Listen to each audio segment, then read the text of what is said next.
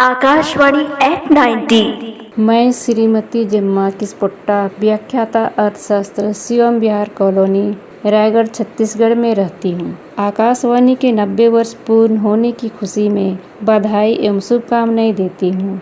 मैं ग्रामीण अंचल से हूँ। मैं बचपन से ही रेडियो सुनती हूँ। रेडियो सुनना मेरा शौक है। ज्ञान और मनोरंजन के अनेक साधनों में आकाशवाणी भी एक है।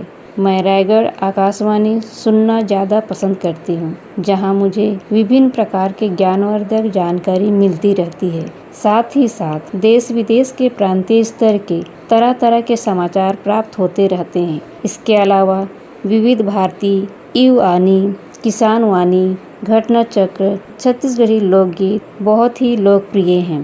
रेडियो सुनने से धार्मिक, राजनीतिक, प्राकृतिक, सांस्कृतिक एवं शैक्षणिक क्षेत्रों की नई नई जानकारी व संदेश जानने को मिलती है। आकाशवाणी के 90 वर्ष पूर्ण होने पर सूचना प्रसारण मंत्रालय, भारत सरकार एवं आकाशवाणी के पूरी टीम को बहुत बहुत बधाई एवं शुभकामनाएं देती हूँ।